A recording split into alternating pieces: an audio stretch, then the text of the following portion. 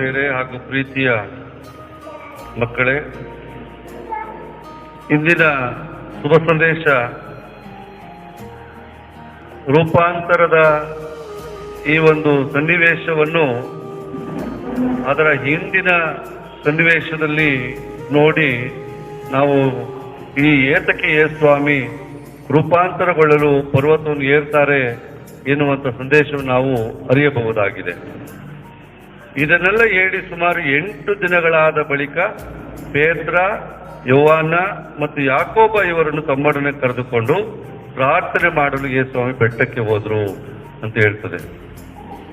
ಇದರ ಹಿನ್ನೆಲೆ ಏನೆಂದ್ರೆ, ಯೇಸುಸ್ವಾಮಿ ಶಿಷ್ಯರಿಗೆ ತನ್ನನ್ನು ಯಾರಿರ್ತಾರೆ ಎಂದು ಕೇಳಿದಾಗ ಎಲಿಯ ಪ್ರವಾದಿಗಳಲ್ಲಿ ಒಬ್ರು ಅಂತ, ಪೇತ್ರ ಹೇಳ್ತಾನೆ ತಾವೇ ಅಭಿಷಕ್ತರಾದ ಲೋಕೋದ್ಧಾರಕ ಅಂತ.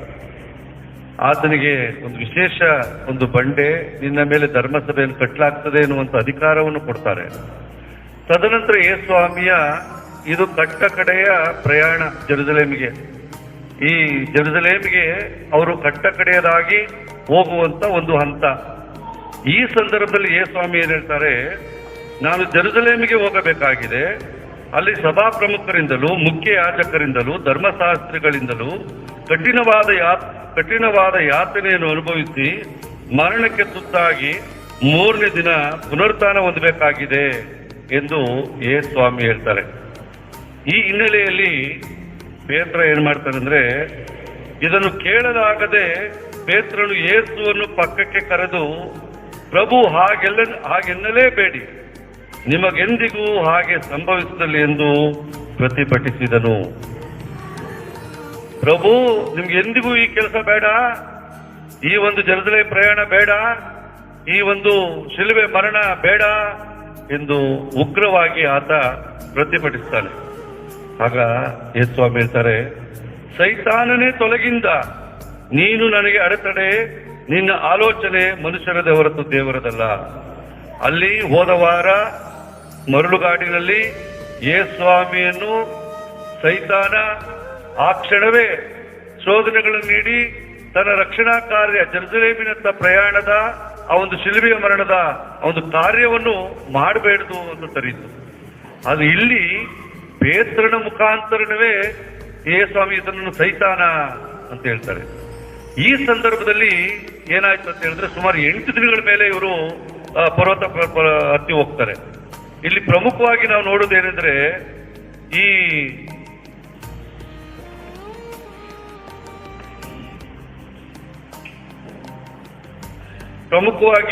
ನಾವಿಲ್ಲಿ ನೋಡುವುದೇನೆಂದ್ರೆ, ಯೇಸುಸ್ವಾಮಿ ಇವ್ರನ್ನೆಲ್ಲ 3 ವರ್ಷಗಳಿಂದ ವಿವಿಧ ರೀತಿಯ ಬೋಧನೆ, ಪವಾಡ, ಆ ಒಂದು ವಿಶೇಷ ರೀತಿಯಲ್ಲಿ ತರಬೇತಿ ಮಾಡಿ ಕರ್ಕೊಂಡು ಬಂದಿದ್ರು.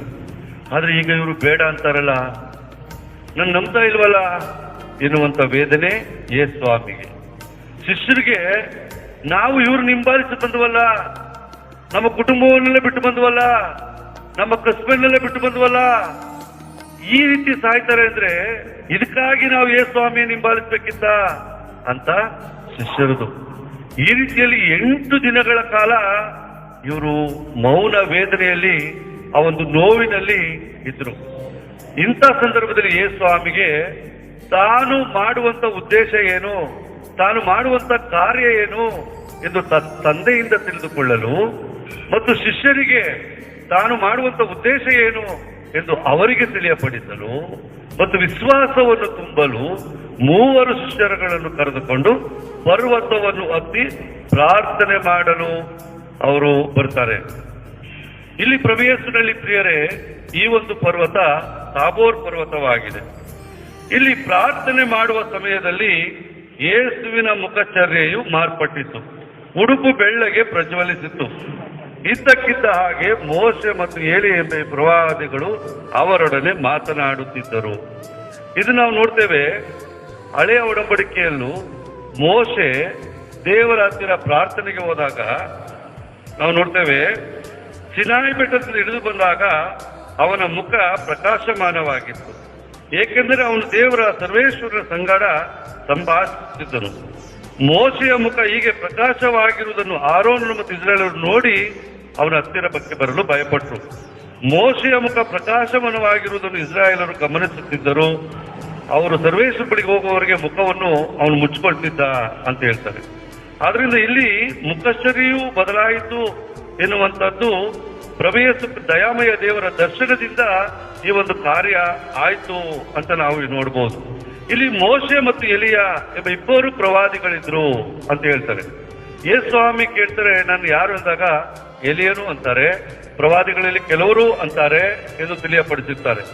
ಯೋಹಾನ ಶುಭ ಸಂದೇಶದಲ್ಲಿ 1ನೇ ಅಧ್ಯಾಯ ನಾವು ನೋಡ್ತೇವೆ, 11ನೇ ವಾಕ್ಯ 21ನೇ ವಾಕ್ಯ, ನೀನು ಎಲಿಯನೋ ಎಂದು ಕೇಳಲು ಅಲ್ಲ ಎಂದನು. ನೀನು ಬರಬೇಕಾಗಿದ್ದ ಪ್ರವಾದಿ ಇರಬಹುದೇ ಎಂದು ಕೇಳ್ತಾರೆ. ಪ್ರಭು ಯೇಸು ಕ್ರಿಸ್ತರು ಬರುವಾಗ ಎಲಿಯನು ಬರುತ್ತಾನೆ ಎನ್ನುವಂತ ನಂಬಿಕೆ ಈ ಪ್ರವಾದಿ ಯಹೂದ್ಯ ಜನಾಂಗದಲ್ಲಿ ಇತ್ತು. ಇಲ್ಲಿ ಮೋಶೆ ಮತ್ತು ಎಲಿಯ ಇಬ್ಬರು ಪ್ರವಾದಿಗಳು. ಮೋಶೆ ಕಟ್ಟಳೆಗಳನ್ನು ನೀಡಿದಂತ ಮಹಾಕಟ್ಟಳೆ ನೀಡಿದಂತ ಒಬ್ಬ ದೊಡ್ಡ ವ್ಯಕ್ತಿ. ಎಲಿಯ ಪ್ರವಾದಿಗಳಲ್ಲಿಯೇ ದೊಡ್ಡ ಪ್ರವಾದಿ ಎಲಿಯನು ಆಗಿದ್ದನು. ಮತ್ತು ಎಲಿಯ ಮತ್ತು ಮೋಶೆ ಮೋಕ್ಷಕ್ಕೆ ಎತ್ತಲ್ಪಟ್ಟರು ಎನ್ನುವಂತ ನಂಬಿಕೆ ಇದೆ. ವಿಶೇಷವಾಗಿ 2ನೇ ಅರ್ಥ ನಾವು ನೋಡ್ತೇವೆ, 2ನೇ ಅಧ್ಯಾಯ 11ನೇ ವಾಕ್ಯ, ಅವರು ಮಾತನಾಡುತ್ತಾ ಮುಂದೆ ಹೋಗುತ್ತಿರುವಾಗ ಪಕ್ಕನೆ ಅಗ್ನಿಮಯವಾದ ರಥರಾಷ್ಟ್ರಗಳು ನಡುವೆ ಬಂದು ಅವರನ್ನು ಹಿಂಗಡಿಸಿದವು. ಏಲಿಯನು ಸುಂಟರ ಗಾಳಿಯಲ್ಲಿ ಪರಲೋಕಕ್ಕೆ ಹೋದನು. ಆ ಜೋಸೆಫಸ್ ಎನ್ನುವಂತ ಪರಂಪರೆಯ ಪ್ರಕಾರ ಮೋಶೆಯು ಕೂಡ ಸ್ವರ್ಗಕ್ಕೆ ಎತ್ತಲ್ಪಟ್ಟನು ಎನ್ನುವಂತ ನಂಬಿಕೆ ಇದೆ. ಆದ್ದರಿಂದ ದಯಾಮಯ ದೇವರು ಕಳಿಸುವಂತ ಕರ್ತನು ಬರುವಾಗ ಮೋಶೆ ಮತ್ತು ಎಲಿಯ ಅಲ್ಲಿರ್ತಾರೆ ಎನ್ನುವಂತ ನಂಬಿಕೆ ಯಹೂದ್ಯ ಜನಾಂಗದಲ್ಲಿತ್ತು. ಮತ್ತು ಇಲ್ಲಿ ನಾವು ನೋಡ್ತೇವೆ, ಇವರಿಬ್ಬರು ಯೇಸು ಜೆರುಸಲೇಮಿನಲ್ಲಿ ಪ್ರಾಣ ತ್ಯಾಗ ಮಾಡಿ ದೈವ ಇಚ್ಛೆಯನ್ನು ನೆರವೇರಿಸಲಿದ್ದ ವಿಷಯವಾಗಿ ಸಂಭಾಷಿಸುತ್ತಿದ್ದರು. ಪ್ರಭು ಯೇಸು ಕ್ರಿಸ್ತ ಈ ತಾಬೋರ್ ಪರ್ವತಕ್ಕೆ ಬಂದು ಪ್ರಾರ್ಥನೆ ಮಾಡುವಂತ ಒಂದು ಉದ್ದೇಶ, ದೇವರ ಚಿತ್ತ ಏನು, ನಾನು ಈ ಜೆರುಸಲೇಮ್ ಪ್ರಯಾಣ ಮಾಡಿ ಶಿಲುಬೆ ಮರಣವನ್ನು ಅಪ್ಪಬೇಕೋ ಬೇಡವೋ ಎಂದು ಒಂದು ವಿಷಯ ಆದ್ರೆ, ಈ ಶಿಷ್ಯರಿಗೆ ಒಂದು ವಿಶೇಷವಾದಂತ ವಿಶ್ವಾಸವನ್ನು ಕರುಣಿಸುವುದಕ್ಕಾಗಿ, ತನ್ನ ನಡೆಯನ್ನು ತಿಳಿಸುವುದಕ್ಕಾಗಿ ಸ್ವಾಮಿಯವರನ್ನು ಕರ್ಕೊಂಡು ಬಂದಿರ್ತಾರೆ. ಸ್ವಾಮಿ ಈ ಒಂದು ರೂಪಾಂತರವನ್ನು 12 ಶಿಷ್ಯರ ಮಧ್ಯದಲ್ಲಿ ಮಾಡ್ಕೊಳ್ಬಹುದಿತ್ತು, ಆ ಜೆರುಸಲೇಮ್ ದೇವಾಲಯದಲ್ಲಿ ಮಾಡ್ಕೊಳ್ಬಹುದಿತ್ತು. ಈ ರೀತಿ ಮಾಡ್ಕೊಂಡಿದ್ರೆ ಇವನು ಮಸ್ಸಿಯ, ಇವನು ಲೋಕರಕ್ಷಕ, ದೇವರು ಇವರು ಇದ್ದಾರೆ ಎನ್ನುವಂತ ನಂಬಿಕೆ ಬರ್ತಿತ್ತು. ಆದರೂ ಪ್ರಭು ಯೇಸು ಕ್ರಿಸ್ತರು ಆ ಒಂದು ರಕ್ಷಣಾ ಕಾರ್ಯವನ್ನು ಈ ಜನರು ಆ ಒಂದು ಜೆರುಸಲೇಮ್ ದೇವಾಲಯಕ್ಕೆ ಕರ್ಕೊಂಡು ಹೋಗಿ ದುಂಪು ಅಂತ ಸೈತಾನ ಹೇಳ್ತಾರಲ್ಲ, ಆ ರೀತಿ ಮಾಡಿಕೊಳ್ಳದೆ ಮೌನವಾಗಿ, ವಿನಯವಾಗಿ, ವಿಧೇಯತವಾಗಿ ಶಿಷ್ಯರಿಗೂ ತಿಳಿಸಿ ತನ್ನ ಮುಂದಿನ ಕಾರ್ಯವನ್ನು ಅವರು ಮಾಡ್ಲಿಕ್ಕೆ ಬೇಕಿತ್ತು. ಇಲ್ಲಿ ಯಾಕೆ 3 ಶಿಷ್ಯರನ್ನು ಮಾತ್ರ ಕರ್ಕೊಂಡು ಹೋಗ್ತಾರೆ? ಪೇತ್ರ ಧರ್ಮಸಭೆಯ ದಂಡನಾಯಕ, ಯಾಕೋಬ ನಾವು ನೋಡ್ತೇವೆ ಜೆಬೆದಾಯನ ಮಕ್ಕಳು ಸ್ವಾಮಿಯ ಬಲಗಡೆ ಮತ್ತು ಎಡಗಡೆಯನ್ನು ಕೂರ್ಲಿಕ್ಕೆ ಹೇಳು ಅಂತ ಅವ್ರ ತಾಯಿ ಬಂದು ಕೇಳ್ತಾರೆ. ಆಗ ಸ್ವಾಮಿ ಹೇಳ್ತಾರೆ, ಕೈಯಾದ ಪಾತ್ರೆಯಿಂದ ನಿಮ್ಮ ಮಕ್ಕಳು ಕುಡಿಯಲು ಸಾಧ್ಯವೇ ಎಂದಾಗ ಯಾಕೋಬ ಹೇಳ್ತಾನೆ, ಹೌದೌದು ನಾನು ಕುಡಿತೀನಿ ಅಂತ ಹೇಳಿರ್ತಾನೆ. ಅದೇನ್ ಕುಡಿತೀನಿ ಅಂತ ಅವನು ಏನ್ ಅರ್ಥ ಮಾಡ್ಕೊಂಡಿದ್ದ ಅಂದ್ರೆ, ಇವನು ಪ್ರಥಮ ರಕ್ತ ಸಾಕ್ಷಿಯಾಗಿ ಪ್ರಭು ಯೇಸು ಕ್ರಿಸ್ತರಿಗೆ ಸತ್ತವನು ಯಾಕೋಬ.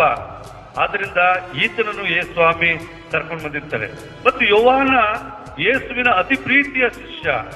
ಆ ಒಂದು ಕಡೆಯ ಆ ಒಂದು ಭೋಜನದಲ್ಲಿ ಯೇಸುವಿನ ಎದೆಯ ಮೇಲೆ ಹೊರಗಿದಂತ ವ್ಯಕ್ತಿ. ಪ್ರಭು ಯೇಸು ಕ್ರಿಸ್ತರ ದೈವ ಪ್ರೀತಿ ಮತ್ತು ಪರಪ್ರೀತಿಯನ್ನು ವಿಶೇಷವಾಗಿ ತಿಳಿಸಿದಂತ ವ್ಯಕ್ತಿ. ಆದ್ದರಿಂದ ಈ 3 ವ್ಯಕ್ತಿಗಳನ್ನು ಸ್ವಾಮಿ ಈ ಪರ್ವತಕ್ಕೆ ಕರ್ಕೊಂಡು ಬರ್ತಾರೆ. ಈ ವಿಷಯವನ್ನು ಸಂಭಾಷಣೆ ಮಾಡ್ತಿರ್ಬೇಕಾದ್ರೆ ಮತ್ತು ಏನ್ ಉದ್ದೇಶ ಅಲ್ಲಿ ಮಾತಾಡ್ತಾರೆ, ಇವರಿಬ್ಬರು ಜೆರುಸಲೇಮಿನಲ್ಲಿ ಪ್ರಾಣ ತ್ಯಾಗ ಮಾಡಿ ದೈವ ಇಚ್ಛೆಯನ್ನು ನೆರವೇರಿಸಿದ ವಿಷಯವಾಗಿ ಸಂಭಾಷಿಸಿದ್ದರು. ಯೇಸುವಿನ ಮುಂದಿನ ಆ ಒಂದು ನಡೆ. ಗಾಢ ನಿದ್ರೆಯಲ್ಲಿದ್ದ ಪೇತ್ರ ಮತ್ತು ಸಂಗಡಿಗರು ಎಚ್ಚೆತ್ತಾಗ ಯೇಸುವಿನ ಮಹಿಮೆಯನ್ನು ಅವರು ನಿಂತಿದ್ದ ಆ ಇಬ್ಬರನ್ನು ಕಂಡ್ರು. ಈಗಾಗಲೇ ಪೇತ್ರ ನಿದ್ದೆಗೆ ಹೋಗ್ಬಿಟ್ಟಿದ್ದ. ಅವರಿಬ್ಬರು ಯೇಸುವನ್ನು ಬಿಟ್ಟು ಹೋಗುತ್ತಿರುವಾಗ ಪೇತ್ರನು ಯೇಸುವಿಗೆ, ಗುರುದೇವ, ನಾವು ಇಲ್ಲೇ ಇರುವುದು ಒಳ್ಳೆಯದು. ಅಪ್ಪಣೆಯಾಗಲಿ 3 ಗುಡಾರಗಳನ್ನು ಕಟ್ಟುವೆವು, ತಮಗೊಂದು, ಮೋಶೆಗೊಂದು ಮತ್ತು ಏಲಿಯನಿಗೊಂದು ಎಂದನು. ಸೈತಾನ ಅಂತ ಅಲ್ಲಿ ಹೇಳಿದ್ಕಂಡ. ಸೈತಾನ್ ತೊಲಗಿಲಿಂದ ಪುನಃ ಅದೇ ಕೆಲಸ ಮಾಡ್ತಾನೆ ನೋಡಿ. ಅವನಿಗೆ ಈ ತಾಬೋರ್ ಪರ್ವತದ ಈ ಒಂದು ರೂಪಾಂತರವಾದಂತ, ಇದೊಂದು ಸಂತೋಷಮಯವಾದಂತ, ಹರ್ಷಮಯವಾದಂತ ಆ ಒಂದು ಜಾಗ ಬಿಟ್ಟು ತಾಬೋರ್ ಬೆಟ್ಟವನ್ನು ಇಳಿದು ಕಲ್ವಾರಿ ಬೆಟ್ಟವನ್ನು ಹತ್ತಿ ಯೇಸುಸ್ವಾಮಿ ಶಿಲುಬೆಯನ್ನು ತನಗೆ ಅರ್ಪಿಸಿಕೊಳ್ಳುವುದು ಬೇಕಾಗಿರಲಿಲ್ಲ. ಆದ್ರಿಂದ ಅವನು ಹೇಳ್ತಾನೆ, ಗುರುದೇವ, ನಾವು ಇಲ್ಲೇ ಇರುವುದು ಎಷ್ಟೊಂದು ಒಳ್ಳೆಯದು. ತಮಗೊಂದು 3 ಗುಡಾರಗಳನ್ನು ಕಟ್ತೀನಿ, ನಿಮ್ಗೊಂದು, ಮೋಸಗೊಂದು, ಏಲಿಯನಿಗೊಂದು, ನಿಮ್ಗೆ ಇಲ್ಲೇ ಜೀವಮಾನ ಸೇವೆ ಮಾಡ್ಕೊಂಡಿದ್ದು ಬಿಡ್ತೀನಿ. ನಿಮ್ಗೆ ಏನೇನು ಬೇಕೋ ಅದನ್ನೆಲ್ಲ ತಂದ್ಕೊಡ್ತೀನಿ, ನಾವು ಇಲ್ಲೇ ಇದ್ಬಿಡೋಣ. ತಾಬೋರ್ ಪರ್ವತವನ್ನು ಇಳಿದು ಜೆರುಸಲೇಮ್ ಪ್ರಯಾಣವನ್ನು ಮಾಡಿ ಕಲ್ವಾರಿ ಪರ್ವತದಲ್ಲಿ ನಿಮ್ಮ ಶಿಲುಬೆಯ ಮರಣ ಬೇಡ ಎನ್ನುವಂಥದ್ದನ್ನು ಒಂದು ರೀತಿ ಒಳ್ಳೆಯದು. ನಾವೆಲ್ಲರೂ ಹೇಳಿದ್ರೆ ಎಷ್ಟು ಸಂತೋಷ ಪಡ್ಬೇಕಿತ್ತಲ್ಲ, ಸ್ವಾಮಿ ಯಾಕಂದ್ರೆ ಗುಡಾರ ಕಟ್ತೀನಿ, ನಿನ್ನೆಲ್ಲ ಚೆನ್ನಾಗಿ ನೋಡ್ಕೊತೀನಿ, ಇಲ್ಲೇ ಇದ್ದು ಬಿಡೋಣ ಅನ್ನೋ ಸಂತೋಷದ ವಿಷಯ. ಆದ್ರೆ ಇದು ಸೈತಾನನ ಒಂದು ಪ್ರತಿರೂಪದಲ್ಲಿ ಯೇಸುಸ್ವಾಮಿ ಜೆರುಸಲೇಮಿಗೆ ಹೋಗಿ ಶಿಲುಬೆಯ ಮರಣವನ್ನು ಅಪ್ಪುವುದು ಅವನಿಗೆ ಬೇಕಾಗಿರಲಿಲ್ಲ. ಇನ್ನೊಂದು ರೀತಿ ಅಲ್ಲಿ ಮರುಳಾಟಲ್ಲಿ ಹೇಳ್ತದೆ, ಸೂಕ್ತ ಸಮಯ ಬರುವವರೆಗೆ ಸೈತಾನ ಅವರಿಂದ ಬಿಟ್ಟು ಹೋಯಿತು ಅಂತ. ಸೂಕ್ತ ಸಮಯ ಎಲ್ಲೆಲ್ಲಿ ಬಂತು ಅಲ್ಲೆಲ್ಲ ವಿವಿಧ ರೂಪದಲ್ಲಿ ಇದು ಶೋಧನೆಯನ್ನು ಕೊಡ್ತಿತ್ತು ಎನ್ನುವುದು ನಾವು ಕಾಣ್ತೇವೆ. ಆದರೆ ಯೇಸುಸ್ವಾಮಿ ಹೇಳ್ತಾರೆ, ತಾನು ಏನು ಹೇಳುತ್ತಿರುವನೆಂದೇ ಪೇತ್ರನು ಗ್ರಹಿಸಲಿಲ್ಲ. ಆತನು ಇದನ್ನು ಹೇಳುತ್ತಿದ್ದ ಹಾಗೆ ಮೇಘವೊಂದು ಬಂದು ಅವರನ್ನು ಆವರಿಸಿತು. ಆ ಮೇಘದಲ್ಲಿ ಅವರು ಅದೃಶ್ಯರಾದಾಗ ಶಿಷ್ಯರು ದಿಗಿಲುಗೊಂಡ್ರು. ಈ ಮುಖಚರ್ಯೆಯು ಮಾರ್ಪಟ್ಟಿತು, ಅವರ ಉಡುಪು ಬೆಳ್ಳಗೆ ಪ್ರಜ್ವಲಿಸಿತು ಎನ್ನುವಂಥದ್ದು ನಾವು ನೋಡ್ತೇವೆ ಪ್ರಕಟಣಾ ಗ್ರಂಥದಲ್ಲಿ 1ನೇ ಅಧ್ಯಾಯ 14ನೇ ವಾಕ್ಯ. ಅವರ ತಲೆಗೂದಲು ಹಿಮದಂತೆಯೂ ಬಿಳಿಯ ಉಣ್ಣೆಯಂತೆಯೂ ಬಿಳುಪಾಗಿತ್ತು. ಯೇಸುಸ್ವಾಮಿ ಪುನರುತ್ಥಾನಗೊಂಡು ಸ್ವರ್ಗಾರೋಹಣರಾಗಿ ಸ್ವರ್ಗಸ್ಥರಾಗಿದ್ದಾಗ ಅವ್ರು ಯಾವ ರೀತಿ ಇದ್ರು ಅನ್ನುವಂಥದ್ದು. ಕಣ್ಣುಗಳು ಪ್ರಜ್ವಲಿಸುವ ಬೆಂಕಿಯ ಕೆಂಡದಂತಿದ್ದವು. ಅವರ ಪಾದಗಳು ಕುಲುಮೆಯಲ್ಲಿ ಕಾಯಿಸಿದ ತಾಮ್ರದಂತೆ ತಳತಳಿಸುತ್ತಾ ಇದ್ದವು. ಧ್ವನಿ ಜಲಪಾತದಂತೆ ಬೋರ್ಗರಿಯುತ್ತಿತ್ತು. ಅಲ್ಲಿ ಹೇಳ್ತಾರೆ, ನಾನು ಅವರನ್ನು ಕಂಡಾಗ ಸತ್ತನಂತಾದೆ. ಇದು ಯೋಹಾನ ಬರೆದಿರೋದು. ಅವರ ಪಾದಗಳ ಮುಂದೆ ಬಿದ್ದೆ. ಅವರು ತಮ್ಮ ಬಲಗೈ ನನ್ನ ಮೇಲಿಟ್ಟು, ಭಯಪಡಬೇಡ, ನಾನೇ ಮೊದಲನೆಯವನು ಕಡೆಯವನು, ಸದಾ ಜೀವಿಸುವವನು ಆಗಿದ್ದೇನೆ. ಮರಣ ಹೊಂದಿದೆ ನಿಜ. ಜೆರುಸಲೇಮಿನಲ್ಲಿ ಕಲ್ವಾರಿ ಪರ್ವತದಲ್ಲಿ ಮರಣ ಹೊಂದಿದೆ ನಿಜ. ಆದರೆ ಈಗೋ ನೋಡು, ಯುಗಾಂತರಕ್ಕೂ ಜೀವಿಸುವವನಾಗಿದ್ದಾನೆ ಎನ್ನುವಂತ ಪ್ರಭು ಯೇಸು ಕ್ರಿಸ್ತರ ಪುನರುತ್ಥಾನರಾದ ನಂತರ ಸ್ವರ್ಗಸ್ಥರಾಗಿರುವಂತ ರೂಪವನ್ನು ಈ ಒಂದು ರೂಪಾಂತರಗೊಂಡಂತ ಈ ಸಂದರ್ಭದಲ್ಲಿ ಅವರ ಮುಖಚರ್ಯೆಯು ಮಾರ್ಪಟ್ಟಿದ್ದು, ಅವರ ಉಡುಪು ಬೆಳ್ಳಗೆ ಪ್ರಜ್ವಲಿಸಿತು ಎನ್ನುವಂಥದ್ದು ಪ್ರಭು ಯೇಸು ಕ್ರಿಸ್ತರು ಪುನರುತ್ಥಾನರಾಗಿ ನಂತರ ಇರುವಂತ ದೃಶ್ಯವನ್ನು ಈ ಒಂದು ಸಂದರ್ಭದಲ್ಲಿ ತೋರಿಸಿದಂತ ಒಂದು ವಿಶೇಷ ಘಟನೆಯಾಗಿದೆ. ಮತ್ತು ಈತನ ಅಲ್ಲಿ ಬಹಳ ಪ್ರಮುಖವಾದುದು ಮೇಘವೊಂದು ಬಂದು ಅವರನ್ನು ಆವರಿಸಿತು. ಹಳೆ ಒಡಂಬಡಿಕೆಯಲ್ಲಿ ಈ ಮಂಜೂಷವನ್ನು ತೆಗೆದುಕೊಂಡು ಹೋಗ್ಬೇಕಾದ್ರೆ ಹಗಲಿನಲ್ಲಿ ಮೇಘದ ರೂಪದಲ್ಲೂ ರಾತ್ರಿಯಲ್ಲಿ ಬೆಂಕಿಯ ರೂಪದಲ್ಲೂ ದೇವರ ಪ್ರಸನ್ನತೆ ಇತ್ತು. ಇಲ್ಲಿ ಮೇಘವೊಂದು ಆವರಿಸಿತು ಅಂದ್ರೆ ದೇವರ ಪ್ರಸನ್ನತೆ ಅಲ್ಲಿ ಆವರಿಸಿತು. ಅಲ್ಲಿ ಆ ಮೇಘದಲ್ಲಿ ಅವರು ಅದೃಶ್ಯರಾದಾಗ ದೇವರು ಶಿಷ್ಯರು ದಿಗಿಲುಗೊಂಡ್ರು. ಅಲ್ಲಿ ಇನ್ನೊಂದು ಕಡೆ ಹೇಳ್ತದೆ, ಪೇತ್ರ ಬೋರಲು ಬಿದ್ದ ಅಂತ. ಸಂತ ಪೌಲ ಸೌಲನಾಗಿ ಕ್ರೈಸ್ತರನ್ನು ಸೆರೆಬಿಡಿಯಲು ಹೋಗ್ತಿರುವಾಗ ಯೇಸುವಿನ ಪ್ರಕಾಶಮಾಯವಾದಂತ ಬೆಳಕಿನಿಂದ ಅವನು ಕೆಳಗೆ ಬೀಳ್ತಾನೆ. ಇನ್ನೊಂದು ಕಡೆ ನಾವು ನೋಡ್ತೇವೆ, ಪ್ರೇಷಿತರ ಕಾರ್ಯಕಲಾಪಗಳಲ್ಲಿ ನಾವು ನೋಡ್ತೇವೆ,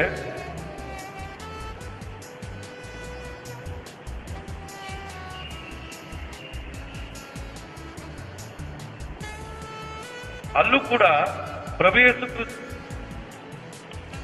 ಆಕಾಶದಿಂದ ಆ ಬೆಳಕೊಂದು ನನ್ನ ಸುತ್ತಲೂ ಮಿಂಚಿತು, ನಾನು ನೆಲಕ್ಕುರುಳಿದೆ ಎನ್ನುವಂಥದ್ದು ಸಂತ ಪೌಲನ ಮಾತಾಗಿದೆ. ಮತ್ತು ಇಂದಿನ 2ನೇ ಪೇತ್ರ ನಾವು ನೋಡ್ತೇವೆ,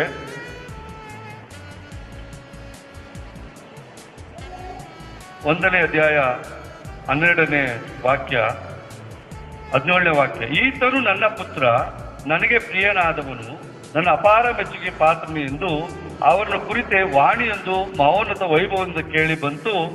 ಆಗ ನಾವು ಆ ಪುನೀತ ಪರ್ವತ ಮೇಲೆ ಅವರನ್ನು ನೆನೆಯಿದ್ದೆವು, ಸ್ವರ್ಗದಿಂದ ಆ ವಾಣಿಯನ್ನು ಕೇಳಿದೆವು ಎಂದು ಪೇತ್ರನು ಹೇಳುವಂತ ಮಾತುಗಳು. ಮತ್ತಾಯ, ಲೂಕ, ಮಾರ್ಕ ಈ ಪ್ರಭು ಯೇಸು ಕ್ರಿಸ್ತರ ರೂಪಾಂತರದ ದೃಶ್ಯವನ್ನು ನಾವು ಹೇಳುವುದನ್ನ ಕಾಣ್ತೇವೆ. ಈತನ ಮಾತಿಗೆ ನಾವು ಇನ್ನೊಂದು ಕಡೆ ನಾವು ನೋಡ್ತೇವೆ, ಈತನು ನನ್ನ ಪುತ್ರ, ನಾನು ಆರಿಸಿಕೊಂಡವನು ಎನ್ನುವುದನ್ನು ಇನ್ನೊಂದು ಕಡೆ ಕೇಳ್ತೇವೆ. ಎಲ್ಲಿ ಕೇಳ್ತೇವೆ? ಈತನು ನನ್ನ ಪ್ರಿಯ ಪುತ್ರನು, ಅಪಾರ ಮೆಚ್ಚುಗೆ ಪಾತ್ರನು. ಎಲ್ಲಿ ಕೇಳ್ತೇವೆ? ಸ್ನಾನದೀಕ್ಷೆಯಲ್ಲಿ ಇವನು ಮೆಸ್ಸಿಯ, ಇವನು ರಕ್ಷಕ, ಬರಬೇಕಾಗಿದ್ದಂತ ಆ ಒಂದು ರಕ್ಷಕ ಎನ್ನುವಂಥದ್ದನ್ನು ಅಲ್ಲಿಂದ ಜನರಿಗೆ ಸಾರಲು ಇವನು ನನ್ನ ಪ್ರಿಯ ಪುತ್ರನು, ಅಪಾರ ಮೆಚ್ಚುಗೆ ಪಾತ್ರನು ಎಂದು ಮಾತ್ರ ಹೇಳಿತ್ತು. ಅದು ಇಲ್ಲೇನು ಹೇಳ್ತದೆ? ಈತನು ನನ್ನ ಪುತ್ರನು, ನಾನು ಆರಿಸಿಕೊಂಡವನು, ಈತನ ಮಾತಿಗೆ ಕಿವಿಗೊಡಿ. ಯಾರಿಗೆ ಹೇಳ್ತಾ ಇರೋದು? ಶಿಷ್ಯರಿಗೆ ಹೇಳ್ತಾ ಇರೋದು. ಶಿಷ್ಯರು, ನೀವೇ ಸ್ವಾಮಿ ಸಿಲುಬೆ ಮರಣ ಬೇಡ ಎಂದು ಹೇಳಿದ್ದಕ್ಕಾಗಿ ಸೈತಾನಂದವರನ್ನು ಮೂದಲಿಸಿ ಇಲ್ಲಿಗೆ ಕರೆದುಕೊಂಡು ಬಂದು ತಂದೆಯಾದ ದೇವರ ಮೂಲಕ ಅವರು ಹೇಳುವಂತದ್ದು, ಈತನು ನನ್ನ ಪುತ್ರನು, ನಾನು ಆರಿಸಿಕೊಂಡವನು, ಈತನ ಮಾತಿಗೆ ಕಿವಿಗೊಡಿರಿ. ಮರಳುಗಾಡಿನಲ್ಲಿ ಆ ಒಂದು ತಪಸ್ಸು ಕಾಲದಲ್ಲಿ ಯೇಸ್ವಾಮಿಯ ಒಂದು ತಪಸ್ಸಿನಲ್ಲಿ ಯೇಸ್ವಾಮಿಯ ಆ ಒಂದು ಪ್ರಸನ್ನತೆ, ದೇವರ ಇರುವಿಕೆ, ಪಶ್ಚಾತ್ತಾಪದ ಒಂದು ಕಾರ್ಯ. ಅದು ಇಲ್ಲಿ ಅವನ ಮಾತಿಗೆ ಕಿವಿಗೊಡಿರಿ. ಈ ಒಂದು ಪರ್ವತದಲ್ಲಿ ನಾವೆಲ್ಲರೂ ಅವರ ಮಾತಿಗೆ ಕಿವಿಗೊಡಬೇಕಾಗಿದೆ, ಅವರ ಮಾತುಗಳನ್ನು ಆಲಿಸಬೇಕಾಗಿದೆ. ಇದನ್ನ ಮೊದಲನೆಯ ವಾಚನದಲ್ಲಿ ನಾವು ನೋಡ್ತೇವೆ. ಆ ಒಂದು ಅಬ್ರಹಾಮನು ದೇವರು ಅವರನ್ನು ಕರೆದಾಗ ಇಗೋ ಸಿದ್ಧನಿದ್ದೇನೆ ಎಂದು ದೇವರ ಮಾತನ್ನು ಆತ ಆಲಿಸಿ ತನ್ನ ಏಕೈಕ ಮಗನನ್ನು ಬಲಿ ಕೊಡಲು ಹೋಗುವುದು ನಾವು ಕಾಣ್ತೇವೆ. ಪ್ರಭು ಯೇಸುವಿನಲ್ಲಿ ಪ್ರಿಯರೇ, ಈ ಪ್ರಭು ಯೇಸು ಕ್ರಿಸ್ತರ ಈ ಒಂದು ಪ್ರಾರ್ಥನೆ ಮಾಡುವಂತ ಸಂದರ್ಭ ಇವರನ್ನು ಮರಣದ ಆ ಒಂದು ಬಿಡುಗಡೆ ಮಾಡುವಂಥದ್ದಲ್ಲ.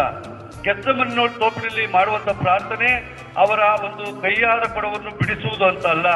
ಮಾತೆ ಮರಿಯ ಪ್ರಾರ್ಥನೆ ಅವರು ಆ ಒಂದು ಕಷ್ಟಗಳಿಂದ, ನಷ್ಟಗಳಿಂದ, ನೋವುಗಳಿಂದ ಬಿಡಿಸುವಂತದ್ದಲ್ಲ. ಬದಲಾಗಿ ಶಕ್ತಿಯನ್ನು, ವಿಶ್ವಾಸವನ್ನು, ಭರವಸೆಯನ್ನು, ನಂಬಿಕೆಯನ್ನು ಕೊಡುವುದಕ್ಕಾಗಿ ನಾವು ಪ್ರಾರ್ಥನೆ ಮಾಡಬೇಕಾಗಿದೆ. ನಾವು ಪ್ರಾರ್ಥನೆ ಮಾಡಿದಾಗೆಲ್ಲ ಅವು ನಿಜವಾಗಿಯೂ ನೆರವೇರದೇ ಇರಬಹುದು. ಆದ್ರೆ ನೆರವೇರದೇ ಇದ್ರೂ ಕೂಡ ನಿಮ್ಮ ಚಿತ್ತದಂತೆ ಏದಲ್ಲಿ ಪ್ರತಿದಿನ ನಾನು ಅನುಸರಿಸಿ ನಡೆಯುವುದಕ್ಕೆ ಬೇಕಾದಂತ ಧೈರ್ಯ, ಸ್ಥೈರ್ಯ, ಶಕ್ತಿಯನ್ನು ಕೊಡಿರಿ ಎಂದು ಪ್ರಾರ್ಥಿಸಿದ ಒಂದು ಕಾರ್ಯವಾಗಿದೆ. ಆದ್ರಿಂದ ಪ್ರಭು ಯೇಸುವಿನಲ್ಲಿ ಪ್ರಿಯರೇ, ಪ್ರತಿದಿನ ನಾವು ಯೇಸುವಿನ ಮಾತುಗಳನ್ನು ಕೇಳೋಣ. ವಿಶೇಷವಾಗಿ ಈ ಒಂದು ತಪಸ್ಸು ಕಾಲದಲ್ಲಿ ದೇವರ ಮಾತುಗಳನ್ನು ನಾವು ಕೇಳುವುದಕ್ಕೆ ನಮ್ಮನ್ನೇ ಸಮರ್ಪಿಸಿಕೊಳ್ಳೋಣ. ಮತ್ತು ವಿಶೇಷವಾಗಿ ಇನ್ನೊಂದು ಕಡೆ ನಾವು ನೋಡ್ತೇವೆ, ಯೇಸು ಕ್ರಿಸ್ತರು ಅವರು ಸಮಸ್ತವನ್ನು ಸ್ವಾಧೀನಪಡಿಸಿಕೊಳ್ಳುವರು, ನಶ್ವರವಾದ ನಮ್ಮ ದೀನ ದೇಹಗಳನ್ನು ತಮ್ಮ ದೇಹ ಶಕ್ತಿಯಿಂದ ರೂಪಾಂತರಗೊಳಿಸಿ ತಮ್ಮ ತೇಜೋಮಯ ಶರೀರದಂತೆ ಮಾಡುವರು. ಈ ಪ್ರಭು ಯೇಸು ಕ್ರಿಸ್ತರ ಈ ಒಂದು ರೂಪಾಂತರ, ಪ್ರಭು ಯೇಸು ಕ್ರಿಸ್ತರ ಪುನರುತ್ಥಾನ ಸಮಸ್ತವನ್ನು ಸ್ವಾಧೀನಪಡಿಸಿಕೊಳ್ಳುವರು, ನಶ್ವರವಾದ ನಮ್ಮ ದೀನ ದೇಹಗಳನ್ನು ತಮ್ಮ ಶಕ್ತಿಯಿಂದ ರೂಪಾಂತರಗೊಳಿಸಿ ತಮ್ಮ ತೇಜೋಮಯ ಶರೀರದಂತೆ ನಮ್ಮನ್ನು ಮಾಡ್ತಾರೆ ಎನ್ನುವಂತ ನಂಬಿಕೆ ನಾವು ತಿಳ್ಕೊಳ್ಬೇಕಾಗಿದೆ. ಪ್ರಭು ಯೇಸುವಿನಲ್ಲಿ ಪ್ರಿಯರೇ, ಪ್ರತಿಯೊಂದು ಬಲಿಪೂಜೆ ಪ್ರಭು ಯೇಸು ಕ್ರಿಸ್ತರ ರೂಪಾಂತರಗೊಂಡಂತ ಒಂದು ದೃಶ್ಯ. ಪ್ರಭು ಯೇಸು ಕ್ರಿಸ್ತರು ರೂಪಾಂತರಗೊಂಡು ಪವಿತ್ರಾತ್ಮರ ಶಕ್ತಿಯಿಂದ ಪ್ರಭು ಯೇಸು ಕ್ರಿಸ್ತರ ಶರೀರ ಮತ್ತು ರಕ್ತವಾಗಿ ಗುಣಪಡಿಸುವಂತ ಒಂದು ಕಾರ್ಯಕ್ಕೆ ನಾವು ಕರೆಯಲ್ಪಟ್ಟಿದ್ದೇವೆ. ಆದ್ರಿಂದ ಈ ಒಂದು ರೂಪಾಂತರ ತಂದೆಯ ಚಿತ್ತವನ್ನು ಅರಿಯುವಂತದ್ದು ಮತ್ತು ಪ್ರಭು ಯೇಸು ಕ್ರಿಸ್ತರ ಪುನರುತ್ಥಾನದ ಒಂದು ಸಂದೇಶವನ್ನು ಸಾರುವಂತದ್ದು, ಶಿಷ್ಯರಿಗೆ ಅವರ ಒಂದು ಕಾರ್ಯವನ್ನು ತಿಳಿಸುವಂತದ್ದು, ವಿಶ್ವಾಸ ಭರವಸೆಯನ್ನು ಮೂಡಿಸುವಂತದ್ದು ಆಗಿದೆ. ಮತ್ತು ವಿಶೇಷವಾಗಿ ಒಂದು ಬಲಿಪೂಜೆಯ ಈ ಒಂದು ಕಾರ್ಯದ ಮೂಲಕ ನಾವು ಪ್ರಭು ಯೇಸು ಕ್ರಿಸ್ತರ ರೂಪಾಂತರಗೊಂಡಂತ ಅವರ ಶರೀರವನ್ನು ಸ್ವೀಕರಿಸಿ ಅವರಂತೆ ನಾವು ರೂಪಾಂತರಗೊಂಡು ದೀನತೆಯ, ವಿನಯತೆಯ, ನಿಸ್ವಾರ್ಥದ, ಪ್ರೀತಿಯ, ಕರುಣೆಯ, ಕ್ಷಮೆಯ ಜೀವನವನ್ನು ನಡೆಸುವಂತ ವ್ಯಕ್ತಿತ್ವಕ್ಕೆ ನಾವು ಪಾತ್ರರಾಗೋಣ. ಪ್ರತಿಯೊಂದು ಸಂಸ್ಕಾರಗಳು, ವಿಶೇಷವಾಗಿ ಸ್ನಾನ ದೀಕ್ಷೆ, ನಮ್ಮನ್ನು ಜನ್ಮ ಪಾಪದಿಂದ ಮುಕ್ತಗೊಳಿಸಿ ನಮ್ಮನ್ನು ದೇವರ ಮಕ್ಕಳನ್ನಾಗಿ ಮಾಡಿ ಸ್ವರ್ಗಕ್ಕೆ ಹಕ್ಕು ಬಾಧ್ಯಸ್ಥರನ್ನಾಗಿ ಮಾಡ್ತದೆ. ಮತ್ತು ದೃಢೀಕರಣ ಸಂಸ್ಕಾರ ನಮ್ಮನ್ನು ದೇವರ ದೇಹವಾಗಿ ದೇವಾಲಯವಾಗಿ ಪರಿಣಮಿಸುವಂತ ಒಂದು ಕಾರ್ಯವಾಗಿದೆ. ಒಂದು ಪಾಪ ನಿವೇದನೆ ಸಂಸ್ಕಾರ ನಮ್ಮನ್ನು ಪಾಪಿಗಳಾಗಿದ್ದಂಥವರನ್ನು ಪುಣ್ಯಾತ್ಮರನ್ನಾಗಿ ಮಾಡುವಂತ ಒಂದು ಕಾರ್ಯವಾಗಿದೆ. ಮತ್ತು ಕೊನೆಯ ಅಂತಿಮ ಆ ಒಂದು ಸಂಸ್ಕಾರ ನಮ್ಮನ್ನು ಆಧ್ಯಾತ್ಮಿಕವಾಗಿ, ಶಾರೀರಿಕವಾಗಿ ಗುಣಪಡಿಸಿ ನಮ್ಮ ಪಾಪಗಳನ್ನು ಉಳಿಸಿ ಅವರತ್ತ ಕರೆದುಕೊಂಡು ಹೋಗುವಂತ ಒಂದು ಸ್ವರ್ಗದ ಬುದ್ಧಿಯಾಗಿದೆ. ಪ್ರಭು ಯೇಸುವಿನಲ್ಲಿ ಪ್ರಿಯರೇ, ಆ ಒಂದು ಯೇಸುವಿನ ಶಿಷ್ಯರು ಅವಿಶ್ವಾಸಿಗಳಾಗಿದ್ದರು, ಭರವಸೆ ಕಳ್ಕೊಂಡಿದ್ರು, ನಂಬಿಕೆ ಕಳ್ಕೊಂಡಿದ್ರು. ಆದರೆ ಅವರು ಭರವಸೆಯನ್ನು, ನಂಬಿಕೆಯನ್ನು, ವಿಶ್ವಾಸವನ್ನು ಅವರು ಪುನಃ ಪಡೆದು ಅವರು ಯೇಸುವನ್ನು ಹಿಂಬಾಲಿಸಲು ಮುಂದಾದರು.